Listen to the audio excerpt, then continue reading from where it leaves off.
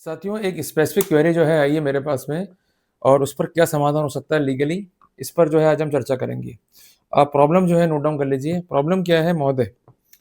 यदि हमने किसी रिश्तेदार या मित्र को चेक से पैसे उधार दिए हों और उन्हें नकद जो है लौटा दिए हों, इसकी गणना कैसे करें? ईसीबी इस नकद राशि को निवेश मानती है, जबकि वास्तव में हमने नकद राशि का उपयोग घरेलू खर्च व वैध बचत के लिए किया है। इसलिए कृपया इस संबंध में उचित मार्गदर्शन प्रदान करें। बेसिकली जो ये प्रॉब्लम है ये कंसर्न्ड है with the cases of disproportion of the asset. तो क्या है इसका संभावित उत्तर और किस प्रकार जो है हम प्रोसीड कर पाएंगे, ये आज जो हम डिस्कस करने वाले हैं। डायरेक्टली अपन चलते हैं बोर्ड पे, ताकि जो चीज़ें बताऊंगा उसको आप नोट डाउन कर पाओगे, उसके बेसिस पे अपना रिकॉर्ड जो है मेंटेन कर पाओगे, ताकि जब भी ट्रबल होगी बगैर घबराए आप उसका सामना जो है कर पाओगे। तो चलते हैं अपन ऑन दी बोर्ड। कुल मिलाकर के जो आज प्रॉब्लम हम डिस्कस करेंगे ये एक प्रैक्टिकल प्रॉब्लम है। नंबर 1, और इसका संबंध किससे है? डीए केसेस से। एक बात ध्यान रखिएगा, डीए केस पहले पनिशेबल थे धारा 13 सब क्लॉज 1 सब क्लॉज ई पीसी एक्ट में। अब ये पनिशेबल हैं धारा 13 sub clause 1 sub clause B PC act में। तो जो मैंने प्रॉब्लम बताई आपको, उसमें इश्यू क्या इन्वॉल्व है कि लोन जो है वो दिया गया है बाय चेक, तो यहां तो आ गया सोर्स, और जो रिफंड है या जो रिटर्न है वो है बाय कैश। तो इसका ट्रीटमेंट कैसे होगा?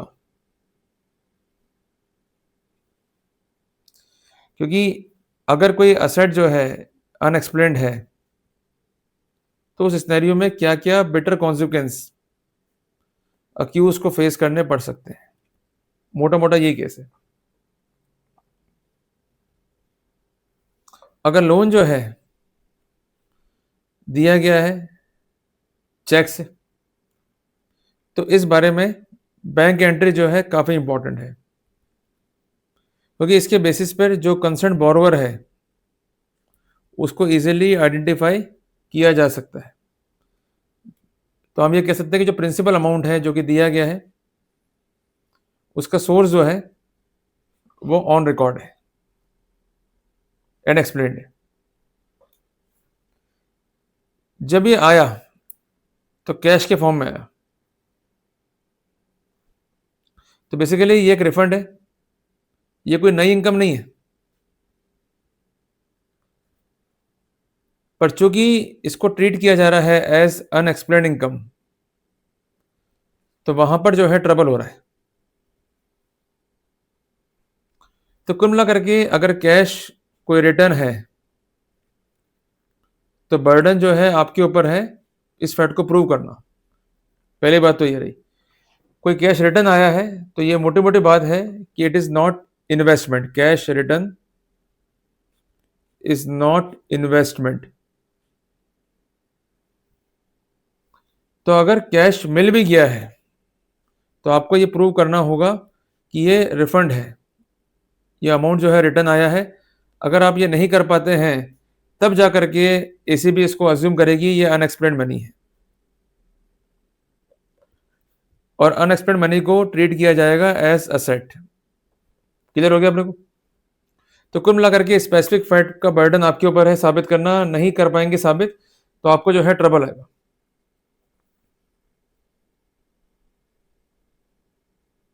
कई बार ऐसा हो सकता है कि there might be error of accounting. जो आपने पैसा किसी को दिया है उसको ये काउंट कर सकते हैं एक्सपेंडिचर में, और जब पैसा लौट के आया, रिटर्न आया, उसका सोर्स आप नहीं बता पाए तो उसको ये ट्रीट कर लेंगे असेट के अंदर। ये केस डबल अकाउंटिंग में है। अगर किसी को रुपया उधार दे रहे हो ना तो ये एक्सपेंडिचर है और ना ही ये बनेगा असेट, तो बचे कैसे? इसका उपाय क्या है? एक एग्रीमेंट जो है रिकॉर्ड पर रखो कि ये पैसा जो है उधार दिया गया चेक से या बैंकिंग इंस्ट्रूमेंट से, और नकद में जो है इसका भुगतान किया गया। तो ऐसा करके हम बच सकते हैं डबल अकाउंटिंग से, जो यूजुअली हो जाती है। अदरवाइज क्या होगा? एक्सपेंडिचर बढ़ जाएंगे, असेट बढ़ जाएंगे इनकम के कॉन्टेक्स्ट में, तो उनका जो केस है वो हो जाएगा मजबूत। एक बात ध्यान रखिएगा, धारा 13(1) ई के जो मामले हैं या धारा 13(1) बी के जो मामले हैं उसमें हमारे खिलाफ प्रिजम्पशन नहीं है सेक्शन 20 पीसी एक्ट का, तो बर्डन जो है वो प्रोसिक्यूशन के ऊपर है। प्रोसिक्यूशन को प्रॉपर अकाउंट जो है पेश करने हैं, तो इनको income plus expenditure plus asset का सही ब्यौरा पेश करना है। इसको आप जो है नोट डाउन कर लो।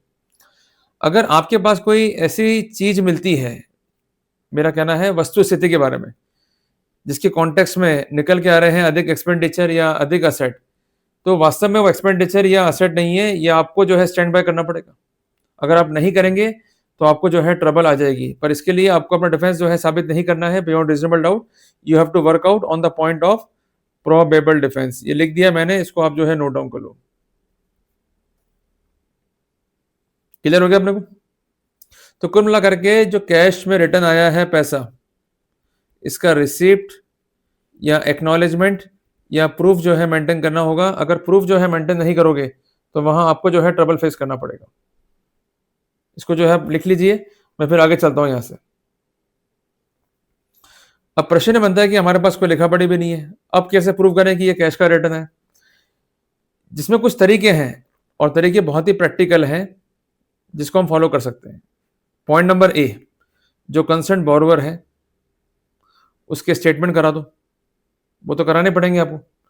और अगर डर रहा है बोरोवर कि बयान देने जाऊंगा तो मुझे जो है जो कंसर्न ब्यूरो है एसीटी का वो फंसा देगा, तो आप एक काम करो, उसके बयान जो है टाइप करा लो, ठीक है जी।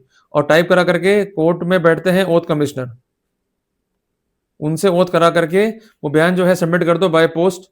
और इसके अलावा कोर्ट को भी जो है आप इन्फॉर्म कर सकते हो, जिसके लिए साइटेशन है 2016 एससीसी पेज नंबर 277।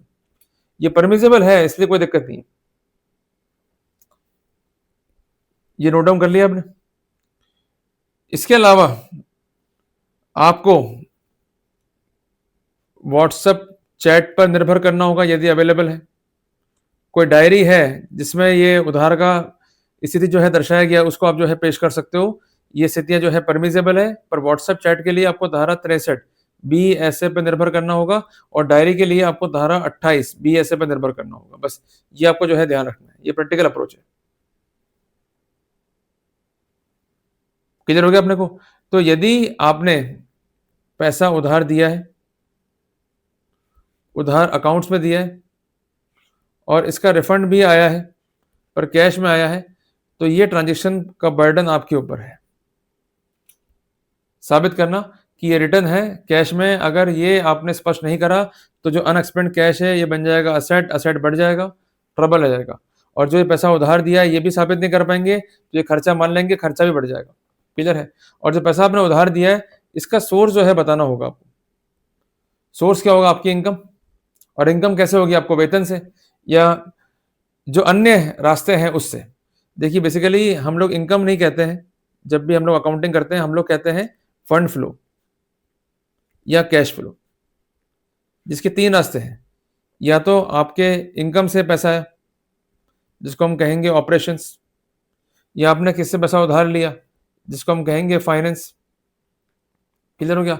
और तीसरा आया इन्वेस्टमेंट से, कोई आपकी प्रॉपर्टी है उससे आ रही है आपको रेंट की इनकम, या आपने कोई एफडी करा दी उससे आपको आ रही इनकम। तो इस प्रकार जो है वर्कआउट किया रहता है। तो कुल मिला करके मैंने आपको स्पष्ट कर दिया कैसे वर्कआउट करेंगे और क्या आपके रहेंगे स्टेप। क्लियर है? तो कुल मिला करके छोटी सी बात ये कि अगर आप पब्लिक सर्वेंट हैं, आप जो भी कमा रहे हैं, जो भी खर्च कर रहे हैं, जो भी बना रहे हैं असेट, इसकी अकाउंटिंग करते हुए चलो। अगर फंस गए और अगर मौके पर अकाउंट्स प्रॉपर नहीं बना पाए या अकाउंटिंग से आपने गलत सबमिट कर दी तो आप ही को जो है ट्रबल होगा। क्लियर है? और एक बात ध्यान रखना कि मौके पर कोई स्पष्टीकरण नहीं देना है। ये कार्रवाई करें, करने दो, या आपको नोटिस देंगे उसका जवाब देना है, उसमें एक्सप्लेन करना अपने को हर एक चीज को। अगर मौके पर स्पष्टीकरण दे दिया, उसको उन्होंने रिकॉर्ड कर लिया, आपने साइन कर दिए, बाद में हमें डिफेंस जो है चेंज करना हुआ या स्पेशल डिफेंस लेना हुआ तो हमारे लिए आ जाएगा बहुत बड़ा ट्रबल। वो अवॉइड करना है अपने को। क्लियर है? तो कुल मिलाकर के प्रिकॉशंस क्या है, स्नैरियो क्या है, प्रॉब्लम क्या है, इफेक्टिव सॉल्यूशन क्या है, ये मैंने आपको जो है क्लियर कर दिया। मिलेंगे एक नए अध्याय में।